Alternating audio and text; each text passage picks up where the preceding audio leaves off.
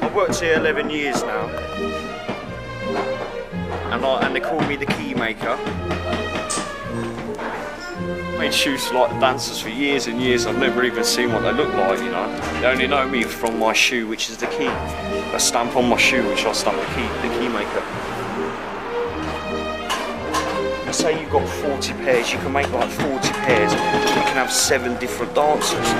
Now them 7 different dancers, they all want something different, like a wide toe, they want a wing, they want a throw onto a point, and you have to be a good enough maker to know your dancer and how they want it. So if they order your shoes 3 months later, they want it exactly the same, they don't want it different, you know what I mean, they want it exactly the same. That's what makes a good maker.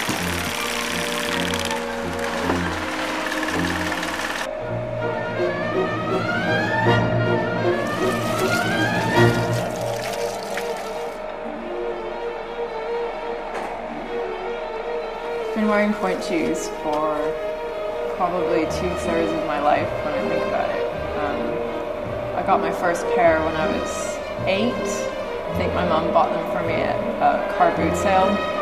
They didn't actually fit, so I couldn't really wear them. I just stood in them and I just thought they were the most magical things.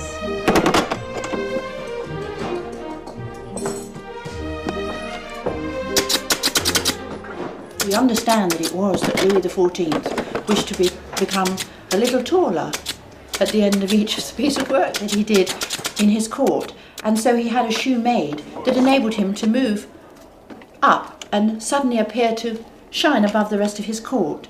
How far we've come from there. So originally the idea was merely that a dancer could be static and extend her line by rising up a little bit, and gradually over the years people started to want more technically from the shoe, so they could indeed do more.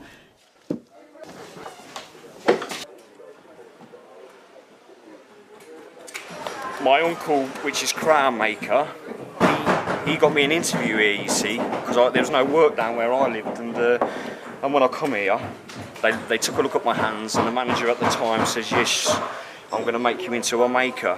Then after that, 2 years I was working in the company without even touching a shoe, which enabled me to learn about the factory, which I picked up all the tips that I could. Like I went to the leather to see how that was done, the uppers I give out, see, and I had little inklings on everything that involved building the shoe up. I like looked at that, you know what I mean, and then again that helped me. When I got on the bench, it helped me, you know, progressing to making my shoe the way I wanted to. I did like and I had a lot of respect for him. Patrick O'Neill, his name was. And I remember the first time when I first started making shoes, like a couple of weeks, he actually got my shoes and said to me, how am I meant to sew these shoes? I can't sew these shoes, Pat. If you make them like that again, yeah, then that's it. And then ever since that day, it triggered something inside me, and that I wanted to be the best. You know, I wanted to be good at my job. And well, where I am now on my books and that, I've achieved that, I think. Well, one of the top makers in Frieds anyway. The shoe is made in a method that's called turn shoe. That means that the shoe is actually sort of made inside out and then turned through.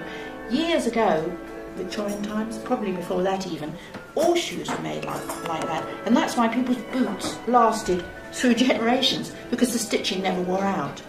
Nobody wants it to be like that now, but dancers do, because they couldn't afford to have the stitches wear out. So if you look at a point shoe, even though it's pleated into the sole and pulled in here, you can't see any stitches, because the sole is channeled so that the stitches are inside when it's turned through. That means that the shoe is able to be light and flexible while very, very strong, and won't suddenly split on stage. That's terribly important. So that's why they're made in that manner. The block is obviously made by building up layers of materials, which means that although it appears very hard, it isn't actually solid. It is layered.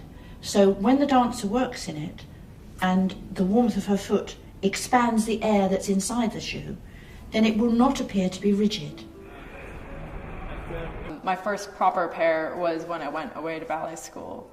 And I remember they had a principal dancer from the company that was affiliated with the school come in and teach us how to tie our ribbons, which was a really good way of them to kind of make it a very weighty, important event with our first pair of shoes. And I remember she told us a certain way of tying them so that you could get them out really quickly for a quick change. And I thought that sounded so cool, like one day I'd do a quick change. They start you off really, really slowly, just holding onto a bar with a pair of shoes that actually don't have a solid back in them, just so you get used to the movement of going up and down and to strengthen the foot. And as your feet get stronger, one by one, the girls in the class would be given a pair of frees with a proper back in them. And you had to go into the shoe room, and the shoe lady would make you stand in front of the mirror, hold onto the bar, and rise up. And I remember, I think I was about 9 the day I got my first full pair of frees, and the shoe room is this really evocative place, and it smells of glue and canvas, and like when you smell a point shoe now, it's what a shoe room smells like. She asked me to rise up in first, and I pushed as hard as I could because I really, really wanted the like grown-up frees. And then she said, "Oh, I think your feet are strong enough now." So she gave me my first pair, and we had to darn them. And I thought, gosh, this is going to take forever. I have to darn every single pair of shoes, you know, all the way around in little concentric circles.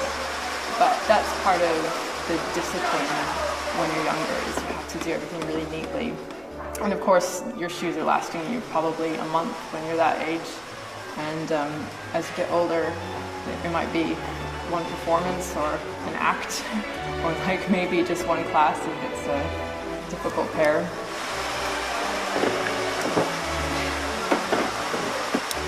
So Mr. Freed started making hand-lasted shoes in a way which made it possible to supply enough for a whole company.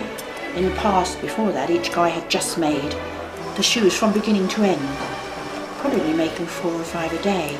Now, if you see how we work in our factory, each maker is able to give us something in the region of 30 to perhaps 35 a day, which makes it possible for the shoes to run through the factory and us to make as many as we do, which is actually an amazing, between 4,500 and 5,000 pairs a week.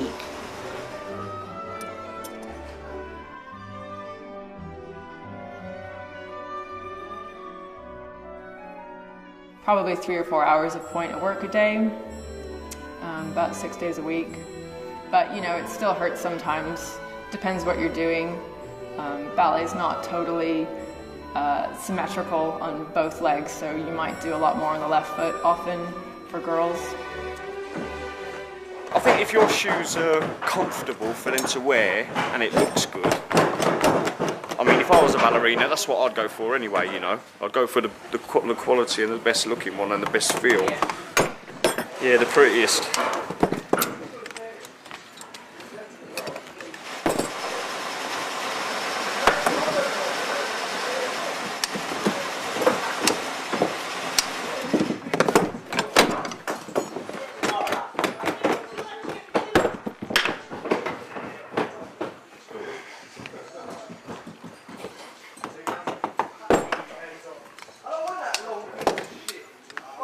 They go through so much, you know. If a maker retires or a maker leaves, it's so stressful to go and find another maker for them. That's what I've heard anyway. So I suppose it's nice when you've had a maker and you've been making shoes for someone for 8 years. It's nice, you know, because they know your work. They know it's going to be, you know, 100%. When you first start, yeah, it's about the pleats. You've got to make them look pretty so they're in the shop and people pick them up. But I've learnt as a maker now, I've learnt it's more of the block. And if you can just put the pleats together and that, it's about the block, and the dancer wants to stand on a hard block and she doesn't want it to collapse. If she collapses and she has a bad performance, it's no good, she ain't going to come back to you. So she wants it nice and hard and a nice shape, you know what I mean, all the same all the way around and everything, you know. Like I said, I want a dancer to have one of my shoes 1 month, and then 6 months later when she orders off me, she could put half a pair from that order to the last order, and it should match completely up, you know.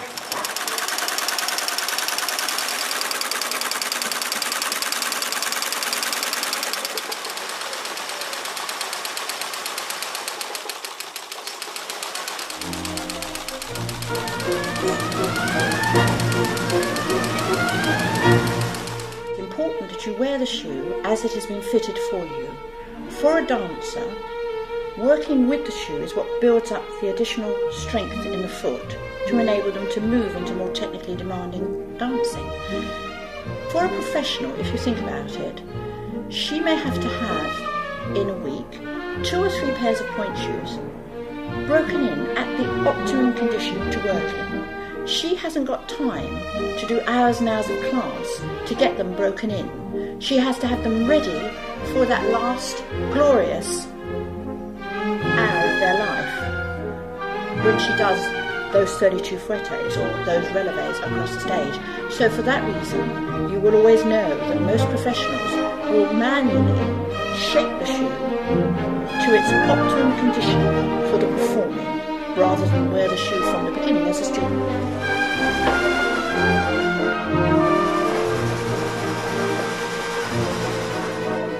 The way I make my shoes is I do it in two bits. I make 20 pairs in the morning and I make 20 pairs in the afternoon. And that's so the paste is a lot softer when I come to banging out, you know, rather than doing 40 pairs. Because you imagine if you do 40 pairs, the whole paste, when your paste is going to dry out, because it's like, you know, it dries with heat, you see. They think making ballet shoes would be easy. You know, if you tell anyone that you make pink ballet shoes for a living, they all instantly think, oh, it's just cotton or something like that, but it's a lot of hard work. I mean, I've worked on a building site all day, carrying and wheeling barrows up, and it's nothing to this job, nothing. This job is much harder, you know, because like I said, you're standing all day and it's continue. And then when you've got like seven different dancers on for one day, you've got to think about them all individually, you know, make them individually what they want. You know, it is a lot of hard work.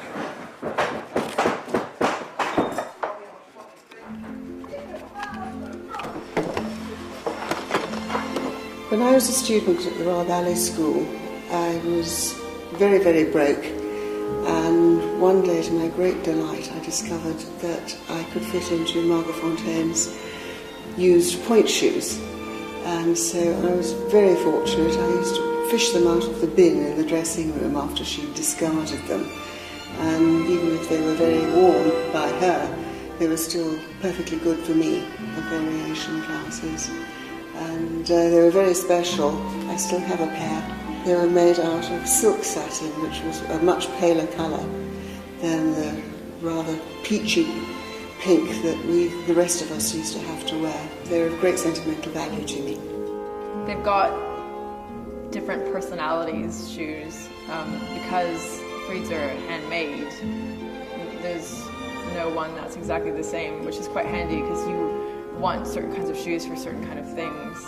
Like if you were doing a ballet where you're supposed to be an ethereal being or a spirit or a ghost, like Giselle, you wouldn't want to hear banging around, or same in Act 2 Swan Lake. So you'd want quite a light shoe, and you might bash it quite a lot to get the noise out so that you can sort of glide around the stage and float. And then you get ballets like big classical ballets like Sleeping Beauty, where you'd probably want quite a hard shoe because there's a lot of pirouettes, a lot of balancing, so you need a strong platform. And I think ballerinas often go through, you know, a pair of shoes an act.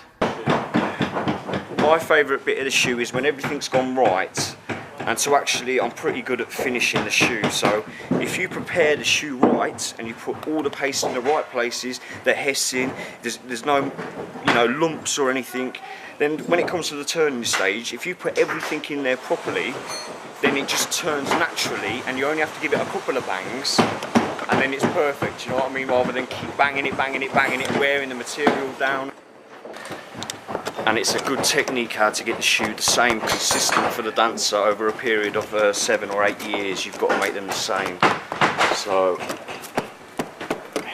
it's all about getting it right first, learning the shoe first, and then, you know, doing the same, and getting to know the dancer and getting to know the way they like their shoes. My least favourite bit is searching for the last in the morning. We've got about 16 makers, and when they all get in at the same time, we're all rushing for the same last, you know what I mean? We all want them the same and that, you know. And that's one of the things. But once you've got all them, then it's you just stay at your bench, and then that's you know what I mean, for the rest of the day then until you finish. I mean, this job as well, it's the only job that I've actually been in when I want the time to go slow, because I'm actually on piecework. And I've never known a job where you want the time to go slow, you know. We are one of the old, you know, one of the old factories that are on piecework. There's not many people on piecework now. So that's where it's hard. You get paid for what you do and that, and if, you know, no. That's what I'm saying, it's a hard job, you know. If you've got it's piecework, you get paid for what you do per pair. And if the pairage ain't there, you know, you don't get it like that.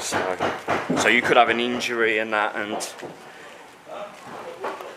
you know, and then you're just off. You know, you're just off. I mean, you can tell by the hands, you know what I mean? It's just disfigured, probably like ballerina's foot, you know.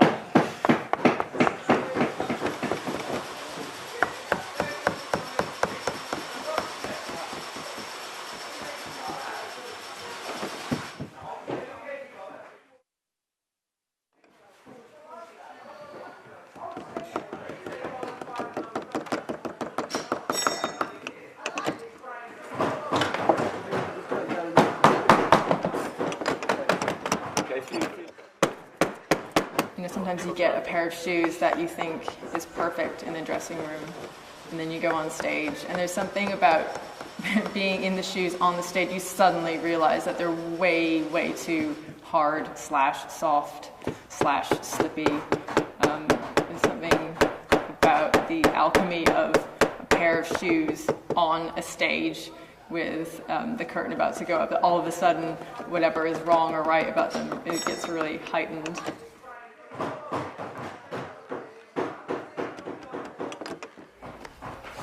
Sometimes they improve with age. Like if you wear them in until they're soft and then you harden them again, you kind of get a second wind on them, and then they'll be really perfect and last for quite a long time. So in my airing cupboard, I have loads of shoes.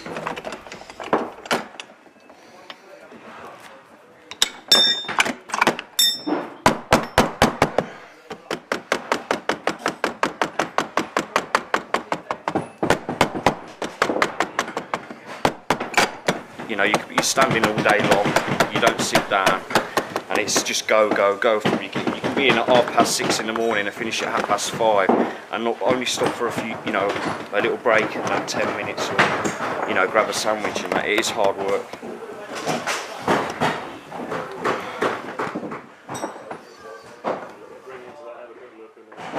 What I'd like to do, if I had a dancer and that, which I think, you know, if it was me doing it, I'd like the dancer to come down and actually interact with the maker and tell me how they would like their shoe being made.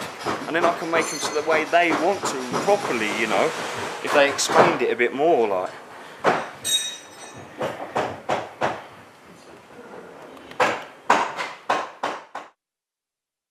I actually tend to sew with waxed dental floss. It's quite sticky kind of thread, which is what you want. It's really strong, and I double it up so it's even stronger.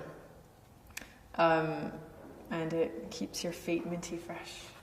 I just do one elastic. Some people might do two, on top of the ribbons as well. The heels of the shoes don't slip off, which is always a danger. Well, the other danger is if you've tied a knot in your ribbons and you have to tuck it in. If your ribbons come out, some companies actually will dock your wages. It's a big no-no. So hairspray is quite handy, or if you're really worried about it, some people put a few stitches in there. So you're basically sewed into your shoes. You're sewing, you know, you could be sewing 3 pairs a week or more.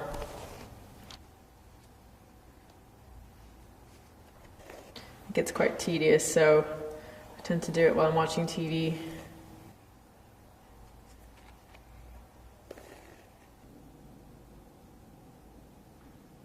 Depending what you're going to do in them, I tend to score them. Where's my thing? Here it is.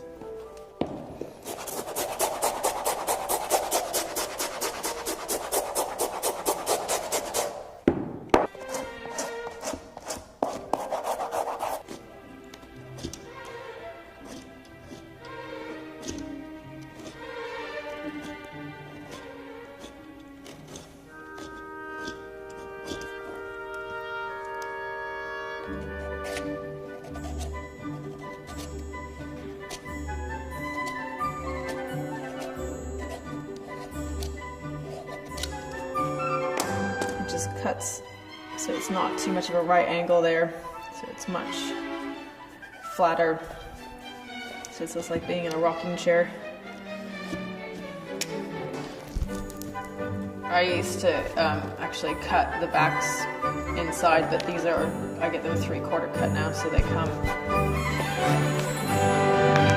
squish them. You can get your partner to squish them because often he's a bit heavier.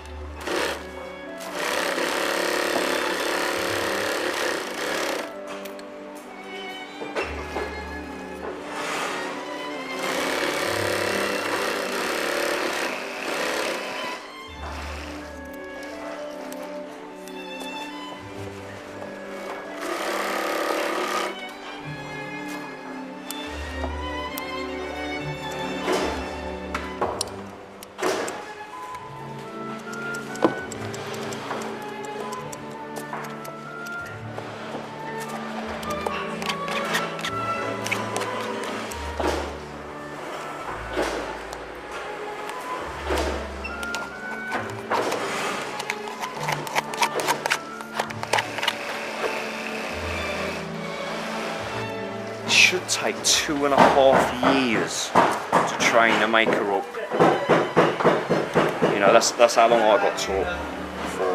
And then that's when the dancers start coming, the companies know you all around the world and that, you know, and you start getting orders from them. I've kept shoes from roles that I've been really happy with how I did them, or if it was like a first doing something, I'll keep that pair of shoes in my closet somewhere.